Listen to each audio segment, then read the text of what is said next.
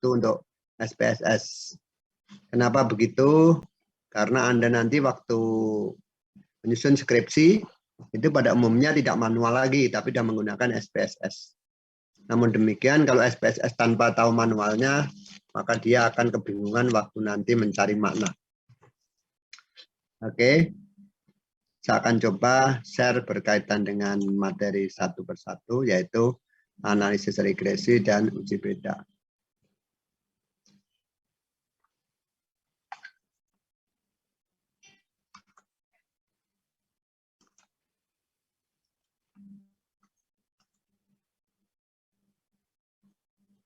Sudah nampak? Nampak, saudara? Nah, saudara kemarin ada tugas seperti ini, ya. Jadi kemarin ada tugas yang seperti ini, yang sebelah kiri. Ini tugasnya, di mana Anda diminta untuk menyusun analisis regresi, ya, hitung koefisien berkaitan dengan motivasi dengan hasil belajar, ya, motivasi dengan hasil belajar. Jika kalau ini saya potong, motivasinya adalah ini, hasil belajarnya ini.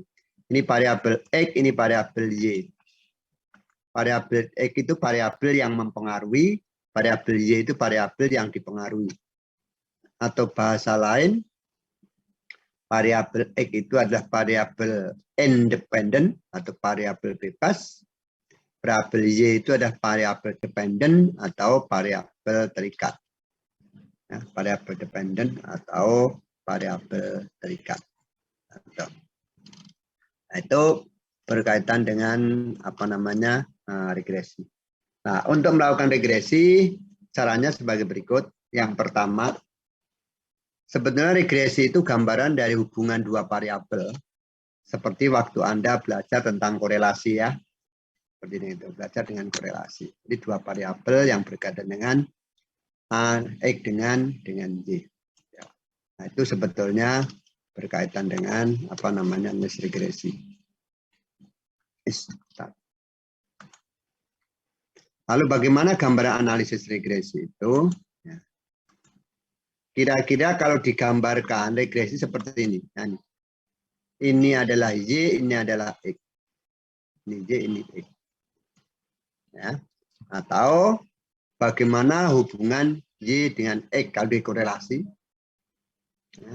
Lalu menjadi regresi bagaimana pengaruh X terhadap Y. Jadi korelasi itu hubungannya bisa timbal balik, bisa satu arah. Itu di korelasi. Tapi kalau regresi pasti satu arah. Kalau regresi pasti satu arah. Jadi regresi. Regresi pasti satu arah. Nah, ini contohnya ini. Ini namanya punya pengaruh positif. Mengapa punya pengaruh positif? Yaitu waktu X-nya itu naik, tambah tinggi, Y-nya juga tambah tinggi. Itu namanya punya pengaruh positif. X-nya tambah tinggi, Y-nya juga tambah tinggi. Kalau negatif, gambarnya garisnya ke sini. Kalau negatif. Jadi kalau X-nya itu bertambah, Y-nya justru turun. Atau sebaliknya. Nah, itu kalau apa namanya negatif. Bagaimana cara menggambar ini? Garis regresi ini akan digambar di antara titik-titik hubungan X dengan Y. Contoh data pertama di titik A. Titik A itu X-nya 2, Y-nya 7. X-nya 2, Y-nya 7. Inilah gambarnya. Titiknya di sini nih. Yang B, X-nya 2, Y-nya 1. X-nya 2, 1. Maka di sinilah titiknya. Lalu berikutnya C, 6 dengan 13. 6 dengan 13. Maka disilakannya. Ini. Berikutnya dan seterusnya. Jadi titiknya itu ada di atas, ada di bawah. Ada di atas, ada di bawah. Nah, dari titik-titik ini akan digambar di antara titik-titik garis. Namanya makanya dikatakan garis regresi adalah garis taksiran. Artinya dia itu tidak sama persis, ya, tetapi dia di sekitar, sehingga tidak ada error. Ada namanya garis E untuk error. Error adalah ini di antara garis dengan titik namanya error namanya. Ini error. Ini namanya error. Nah, Ya. Jadi error ada yang positif, ada yang negatif. Di antara garis regresi. Itu error. Makanya simbolnya itu Y sama dengan A plus BX plus E. Error. Jadi errornya itu. Error bisa positif, bisa negatif. Nah, ini kira-kira gambar daripada regresi. Kalau korelasi gambarnya lingkaran, lalu dia ketemu. Regresi. Jadi kalau digambarkan korelasi, bagaimana Pak gambarnya korelasi? Korelasi itu gambarnya seperti ini. Kalau saya gambarkan korelasi, saya masukkan dulu.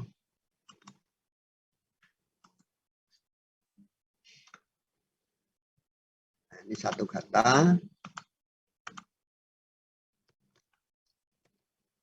Satu data.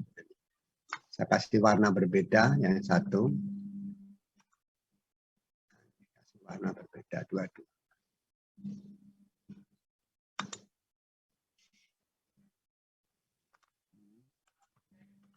Saya kasih warna berbeda. Warnanya saya ganti.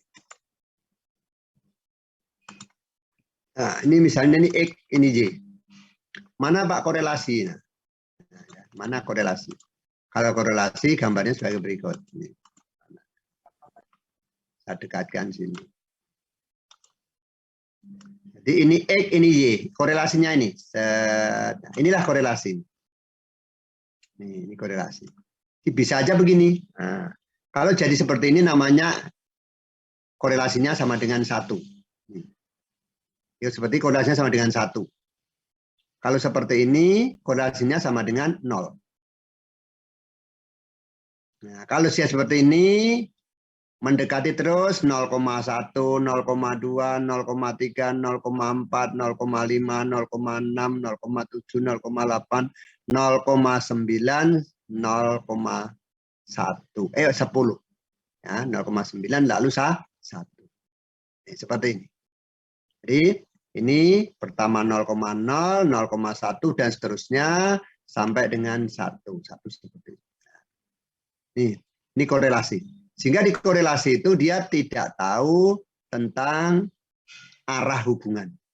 Tidak dapat diketahui arah hubungan. Itu makanya di dalam korelasi itu dia punya makna yang lebih kecil dibandingkan dengan regresi. Di korelasi ini bisa aja yang X mempengaruhi Y, tapi bisa juga Y mempengaruhi X. Makanya sering dikasih simbol X1, X2, X3, X4, dan seterusnya. Kalau di regresi, X dengan Y. Itu X-nya independen atau bebas, Y-nya dependen atau terhubung. Lalu bagaimana untuk menentukan apakah itu ada pengaruh atau tidak ada pengaruh? Nah, untuk menentukan pengaruh dan tidak ada pengaruh, ada beberapa formula yang perlu Anda pelajari. Yaitu sebagai berikut. Yang pertama, kita harus tahu dulu tentang jumlah namanya JKT. JKT itu adalah jumlah Y kuadrat. Jadi Y-nya dikuadratkan nanti di Y kuadrat. JKA itu ada jumlah Y kuadrat per N. Ada JKBA. JKBA itu adalah B dikalikan dengan jumlah XY dikurangi jumlah X kali jumlah Y dibagi N. JKS yaitu JK total dibagi dengan JKA dikurangi JKA dikurangi JKBA. JKA itu ada yang tadi, JKBA itu ada yang di bawahnya. Tinggal ngambil dari sana. Nah, JK total dari atas. Dari ini dikurangi ini dan ini. Oke. Lalu ada JKG. JKG itu adalah penjumlahan dari jumlah Y kuadrat yang dikurangi dengan jumlah Y yang dikuadratkan per N. Ya, di kelompok X yang sama. Jadi jumlah Y kuadrat dalam X yang sama dikurangi dengan jumlah Y yang dikuadratkan dibagi N. Tapi X-nya harus sama, makanya nanti dicari seperti ini. Ini yang X-nya 7 dikumpulkan, yang Y6 dikumpulkan, X-nya 5 dikumpulkan untuk menghitung JK G. Jadi JKG ini ngitungnya agak rumit. Ya, agak rumit. Karena apa? Kita mengelompokkan dulu X, Y-nya baru kita hitung. Lalu jika TC atau tuna cocok itu adalah jika S dari sisa tadi. Jika itu derajat kuadrat ya, jumlah kuadrat ya. Jumlah kuadrat daripada apa namanya S sisa dikurangi dengan jumlah kuadrat daripada G. Ya. Nih. Nah, setelah ini ketahui semuanya, maka kita baru menentukan masing-masing uji. Nah, lalu bagaimana persamaan dapat diketahui? Karena rumusnya Y sama dengan A plus B. X plus C, plus E, maka ini yang dihitung. Untuk menghitung B itu adalah jumlah Y kalikan X, dikurangi jumlah X, dikalikan jumlah Y, dibagi N kali jumlah X kuadrat, dikurangi jumlah X yang dikuadratkan. Ini rumus untuk menghitung B. Nah, setelah B ketemu, maka dihitung A, yaitu Y rata-rata dikurangi B, dari ini kali ke sini, kali X rata-rata. Atau rumus yang lain adalah seperti ini. Maka B-nya ketemu. Dengan B-nya ketemu, A-nya ketemu, berarti kita bisa membuat rumus Y sama dengan A plus BX ini. A diambil dari sini, B-nya diambil dari sini. Lalu plus errornya. Nah, lalu bagaimana kalau dengan persamaan dengan soal yang seperti tadi ini? Ini soalnya ini. Ini X-nya, ini Y-nya. X, waktu dia X-nya 7, Y-nya 6, X-nya 6, Y-nya 7, dan seterusnya dari 20 sampel yang diteliti. Nah, dalam hal ini, maka kita akan menentukan dulu tujuannya menghitung mana. Contoh, oh Pak, saya mau membuat persamaan. Kalau membuat persamaan, maka butuh X, Y, X kuadrat, dan Y kuadrat. Butuh X, Y, butuh X, butuh Y. Buka X kuadrat, butuh Y kuadrat. Nanti ya, yang dilakukan. Nah, itu maka kita itu seperti ini. X, Y, jumlah X kuadrat, X, Y. Nah, kalau dia itu adalah 7, maka X kuadrat berarti 7 kali 7, maka 49. Y kuadrat berarti adalah Y6, maka 6 kali 6 sama dengan 36. XY berarti 7 kali 6 sama dengan 42. Begitu seterusnya ke bawah. Sampai terakhir di sini, terakhir. Nah, terakhir kita hitung jumlahnya berapa. Ini jumlahnya. Jumlahnya dihitung rata-ratanya lagi, ini rata-ratanya. Rata-rata X 7,1, rata-rata Y 7,15. Itu rata-rata. Nah, dengan demikian, maka berdasarkan tabel yang pertama ini, kita akan dapat menghitung kondisi ini. Persamaan. Jumlah XY, kita ambil jumlah ini di bawahnya. Dikurangi jumlah X, berarti ambilnya di bawahnya. Dikurangi jumlah Y, berarti jumlahnya di bawahnya. Dibagi N, N-nya berarti ada nomornya yang terakhir. Dikurangi jumlah X kuadrat, berarti X kuadrat ini jumlahnya bawahnya. Dikurangi jumlah X yang dikuadratkan, berarti jumlah ini dikuadratkan. Tidak angka-angka ini. Ini angka di bawahnya.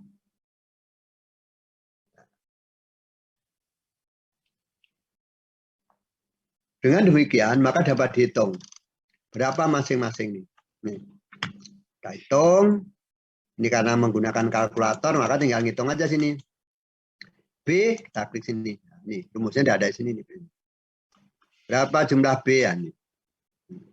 Klik. Nah. G59, ambil dari sini. G59. Terus, ketemu. Kita hitung dari sini. Itu rumusnya untuk menghitung. Itu tinggal ngambil dari situ. Nah, G59 dikalikan L60 dikurangi H kali sekian. Nah, rumusnya yang mana itu Pak? Rumusnya untuk menghitung B ini rumusnya ini. Jumlah XY dikurangi jumlah X dikurangi jumlah Y. Dibagi dengan N kali jumlah X kuadrat dikurangi jumlah X yang dikuadratkan.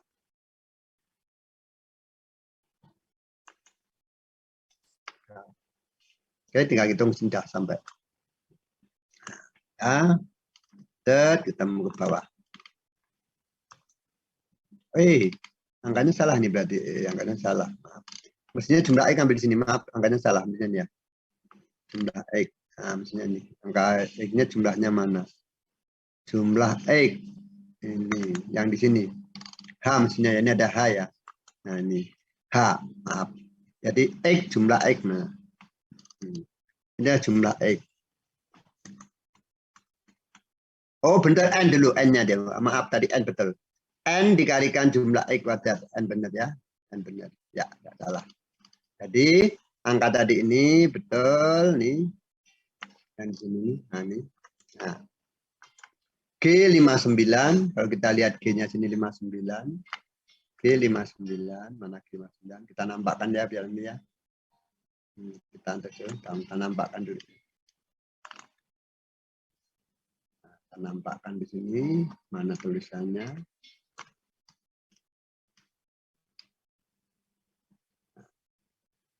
Ini saya masak klik sini biar nampak. Saya kasih view.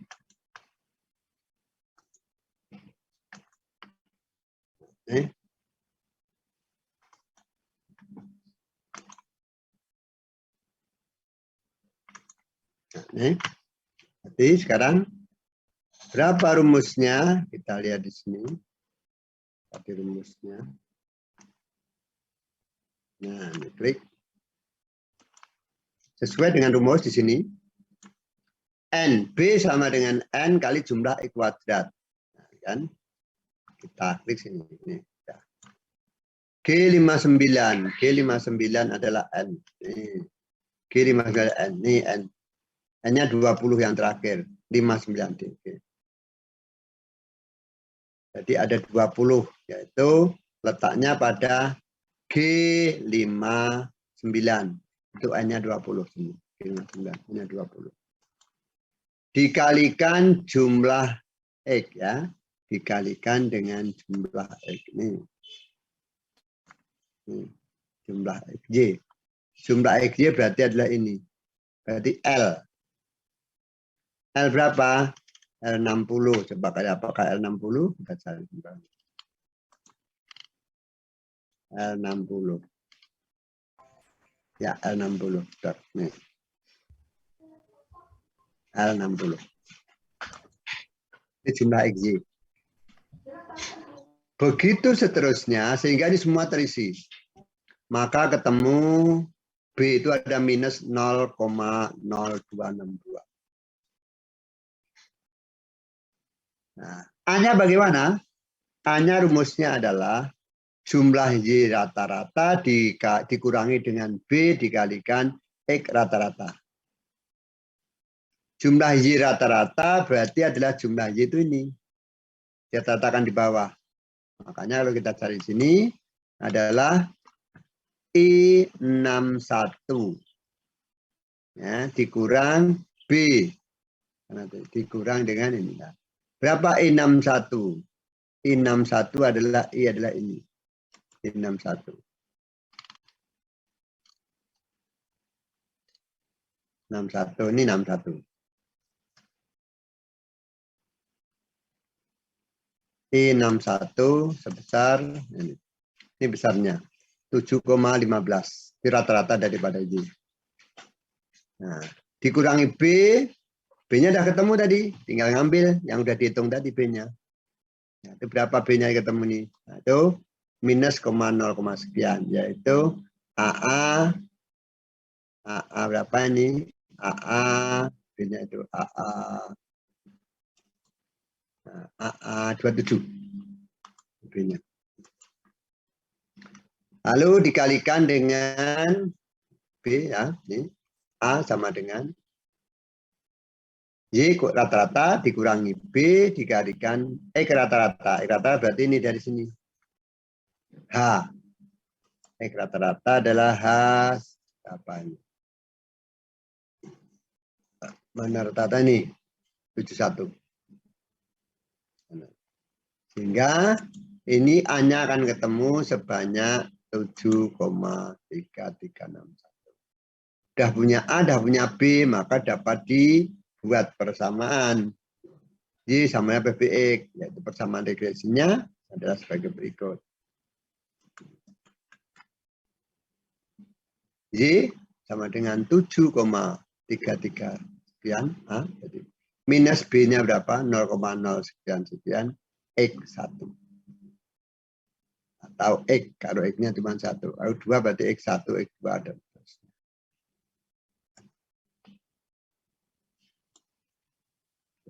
Oke. Sampai sini ada pertanyaan? Persamaan? Jadi persamaan. Halo?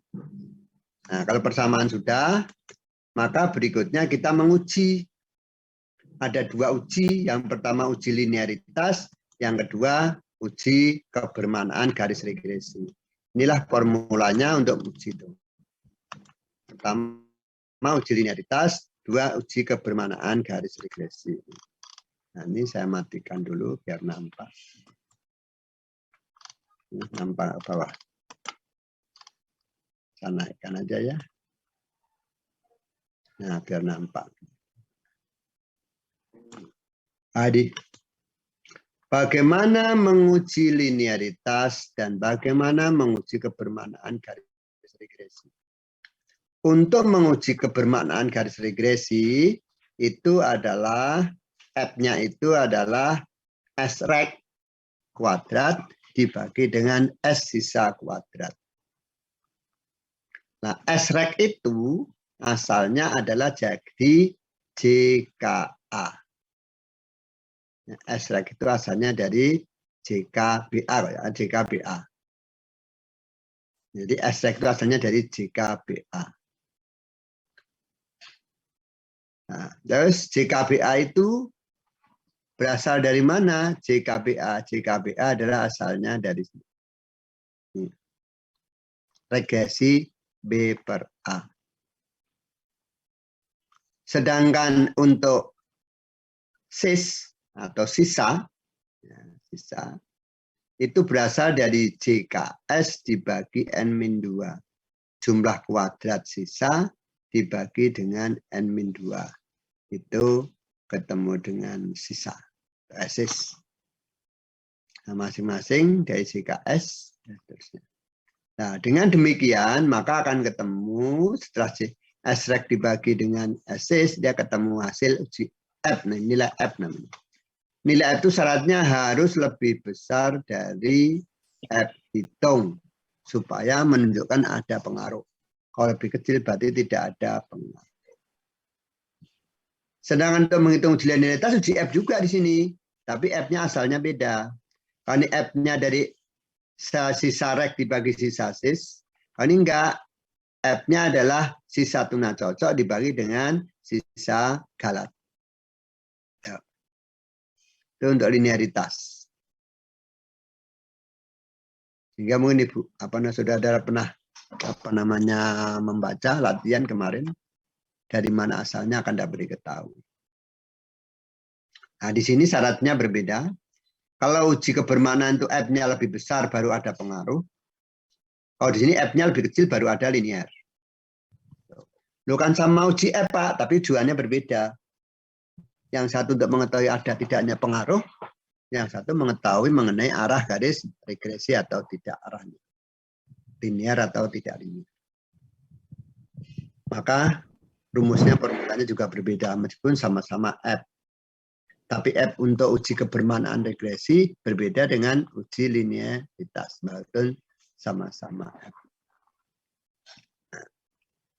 Kalau saya masukkan ke dalam soal yang dipelajari kemarin, maka menunjukkan sebagai berikut. Nah, langkah pertama, angka itu akan kita pindahkan ke dalam tabel khusus sebagai berikut. XY angka pindah ke sini. Setelah pindah ke sini, maka kita hitung X kuadrat. X kuadrat itu 7 kali 7, 49. Y kuadrat berarti 6 kali 6, 36. Lalu XY berarti 7 kali 6, dari 42. Begitu semua data itu sampai selesai. Selesai, kasih simbol, kasih nama, dari penelitian itu. yaitu motivasi dengan hasil belajar. Setelah ketemu itu, masing-masing kita hitung. Nah, ini dapat kita lihat pada tabel ini. Nih. Jumlah Y, X, jumlah Y, jumlah Y kuadrat, X, Y. Nah, sekarang kita akan menghitung bagaimana galat. Yang tadi ini rumusnya ini, galat ini, menghitung galat ini. Jumlah kuadrat galat ini, yang di sebelah kiri. Yang formulanya ini. Jumlah dari, ya ini jumlah kuadrat Y, dikurang dari jumlah Y yang dikuadratkan dibagi N. Tetapi dalam kelompoknya. Dalam kelompoknya, maka kita perlu mengetahui jumlah Y. Berapa angkanya? Misalnya ini untuk yang kelompok 1 dengan angka X-nya 7. X-nya 7 itu ada berapa? 1, 2, 3, dan kita pindahkan sini. Itu artinya Y dengan X-nya sama dengan 7. Letaknya ini. Ini adalah angka Y dengan X-nya 7. Satu kelompok. Satu kelompok ada 1, 2, 3, 4, 5, 6. Termasuk ini ya. Nah, dari jumlah ini berarti kita sudah tahu jumlah X-nya berapa. Rata-ratanya tahu kita berapa. N-nya tahu kita berapa. Ini N-nya ada 6, jumlahnya Y-nya ada 41. Kalau ingin tahu rata-rata, taruh di sebelah bawahnya di sini. Berapa rata-ratanya. Oke. Ada pertanyaan? Nah, kalau ada pertanyaan dilanjutkan. Nah, dari angka-angka ini akan kita jumlahkan. Berapa ketemunya masing-masing menggunakan rumus tadi itu. Rumus yang mana, Pak? Rumus yang JKG ini. Ini. Nah, ini. Rumus ini. Sehingga berapa nilai dari yang X-nya 6, 5, X-nya 6, X-nya 7, dan seterusnya. Nah, ketemulah angka-angka ini, masing-masing jumlahnya, dan masing-masing rata-ratanya atau N-nya. Kalau dimasukkan ke dalam rumus, maka akan ketemu sebagai berikut. Berapa jika totalnya? Ketemu 10, sekian. Karena jika totalnya. Berapa itu jumlahnya? Yaitu sebanyak 10,57. Dari mana Pak 10,57? Nah, kita lihat rumusnya di sini. JKT. JKT itu adalah asalnya dari nih, JKT. Mana rumusnya JKT? JKT ini sebelah ini. Nih, baik kan. Nih.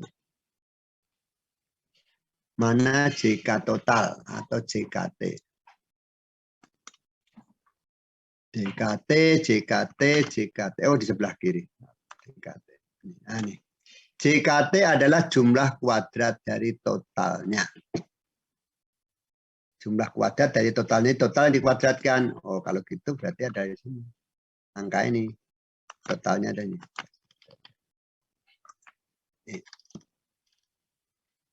Tuh. Terus kita hitung lagi ke berikutnya. Nih. Berapa JKA, berapa JKBA, BKJK, JKG, dan JK total.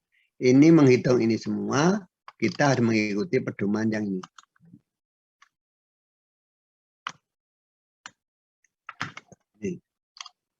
Di mana JKT sama dengan jumlah Y kuadrat. Jika A sama dengan B dikurangi jumlah XY dikurangi jumlah X kali jumlah Y dibagi dengan jumlah dengan N-nya atau jumlahnya. Begitu seterusnya untuk menghitung JKA dan JKBA. Ya.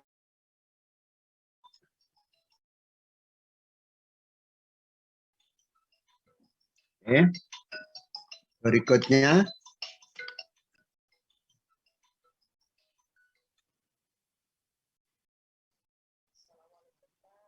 lama masih ngajar, Bu.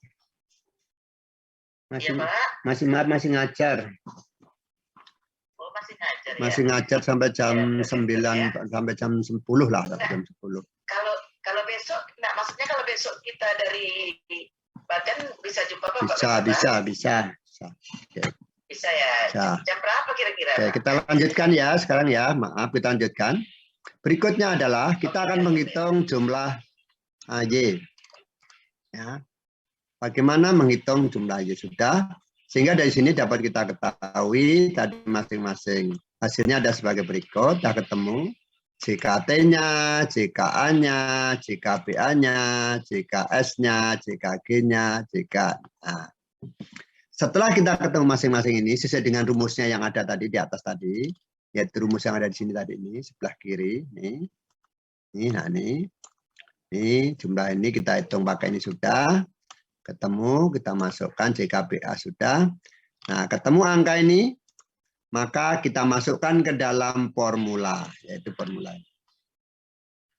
Koefisien A, yaitu jumlah Y sudah kita masukkan. Total sama dengan jumlah Y kuadrat sudah masuk. Nah, begitu koefisien A sudah masuk. Ini itu rumus tadi ini aja. Ini rumus ini. Nah, total ini N 20. Masukkan sini 20.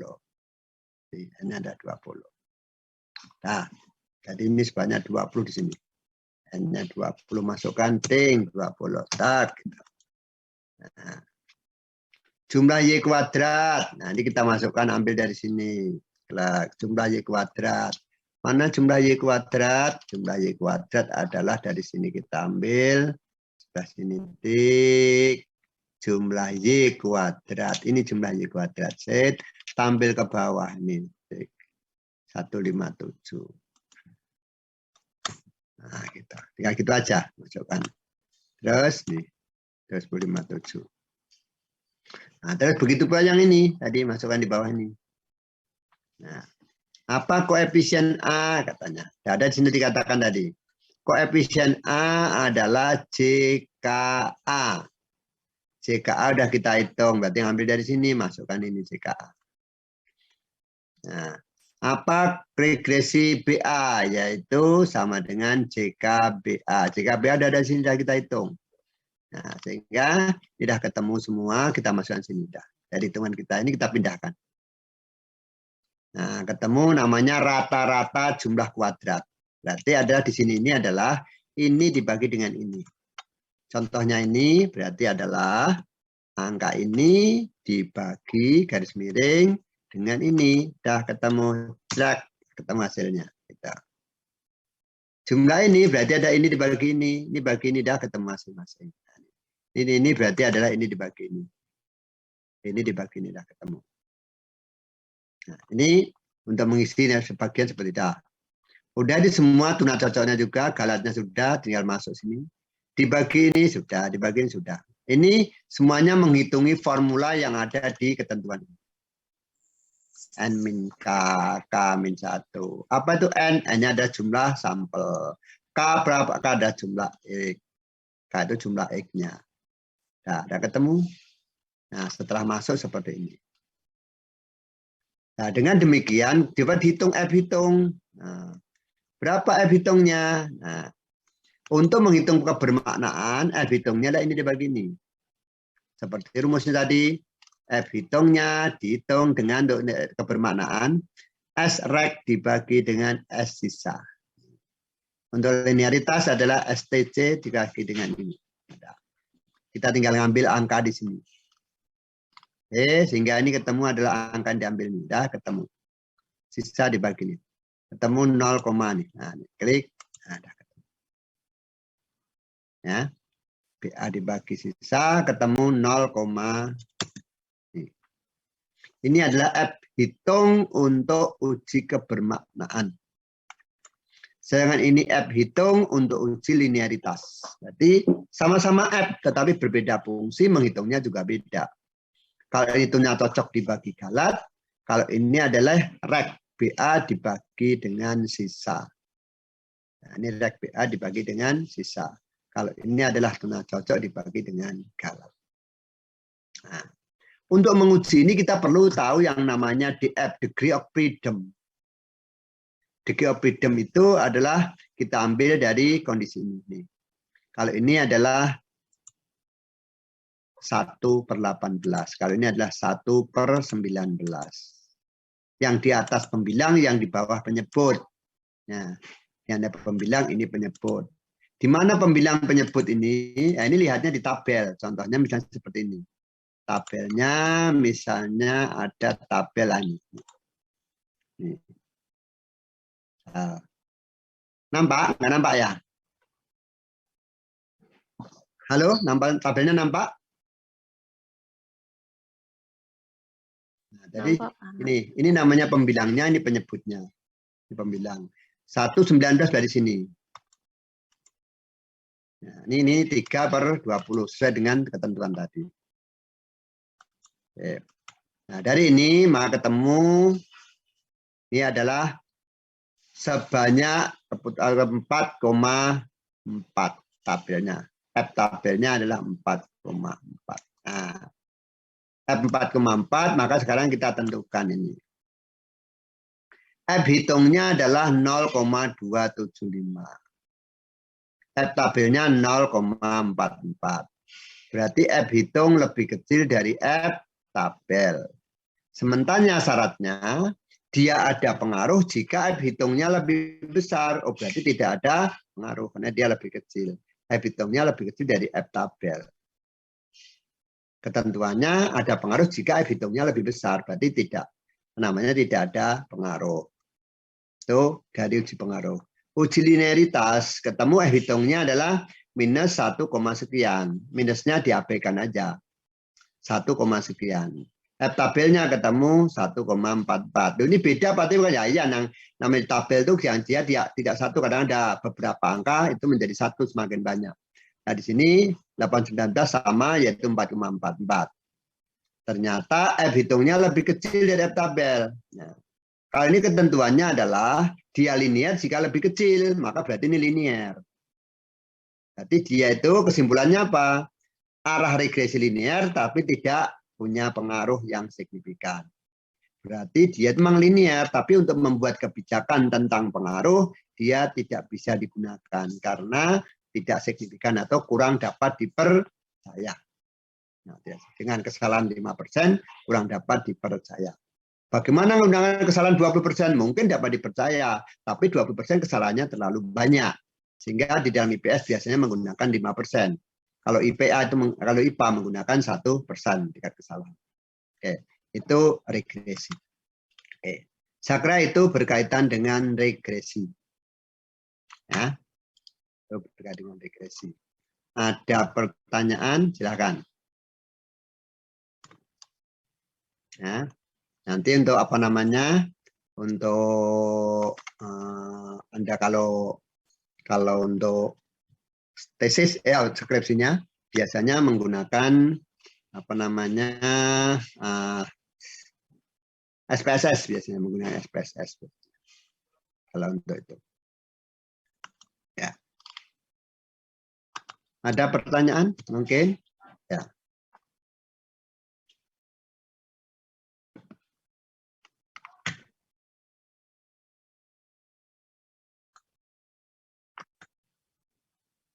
Kalau tidak ada kan saya lanjutkan dengan uji beda. Ya, saya lanjutkan dengan uji beda. Uji beda. Ya.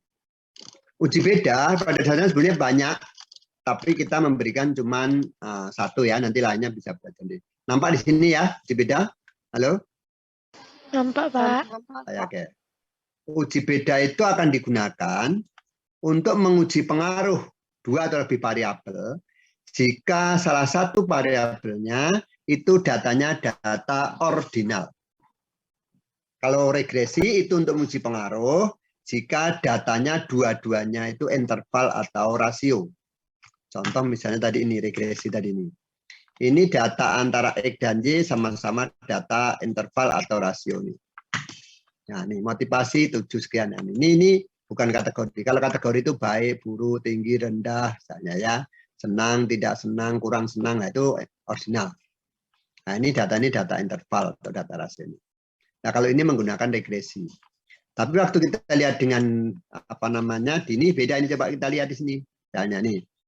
Ini adalah bagaimana pengaruh, pertanyaannya yang di sini adalah bagaimana adakah perbedaan antara hasil belajar pretest dengan post-test siswa. Jadi hasil belajar ini. Jadi sini hasil belajar. Ini hasil pre dengan pro. Lalu apa variabelnya Pak? Berarti variabelnya ada hasil belajar. Itu untuk Y-nya. X-nya apa? X-nya adalah waktu. Yaitu sebelum dan sesudah. Pre dan post. Atau mungkin motivasi tinggi dan rendah. Ini motivasi tapi tinggi dan rendah. Nah, kalau tinggi dan rendah berarti menjadi ordinal. Maka sama-sama pengaruh motivasi terhadap hasil belajar bisa menggunakan uji T atau uji beda, bisa juga menggunakan regresi.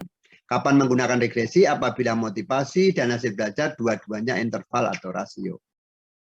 Kita menggunakan uji beda jika salah satu di antara variabel itu, motivasinya atau hasil belajarnya, dia menggunakan data ordinal atau nominal dikotomi, yaitu tinggi sedang atau tinggi rendah. Ini contohnya ini.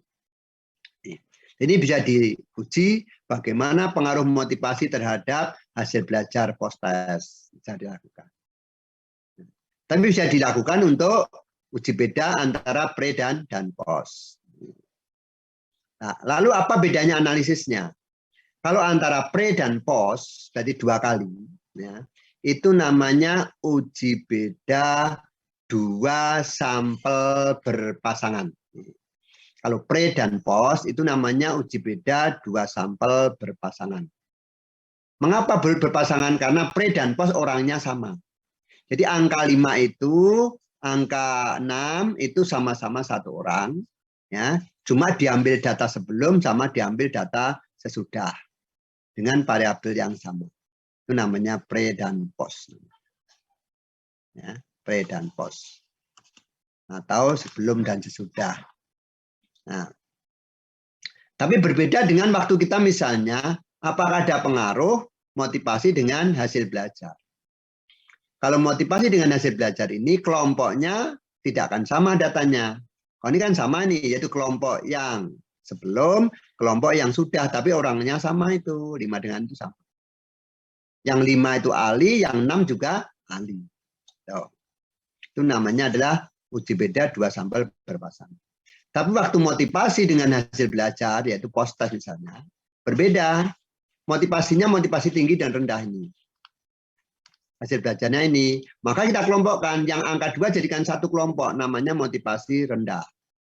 Yang 1 jadikan sekelompok, namanya motivasi tinggi. Sehingga kelompok motivasi tinggi dan kelompok motivasi rendah itu orangnya berbeda. Karena orang yang berbeda, namanya uji beda 2 kelompok sampel terpisah. Nah, uji beda 2 kelompok sampel terpisah. Nah, apabila Anda mengalami 2 hal seperti itu berbeda analisisnya. Sama-sama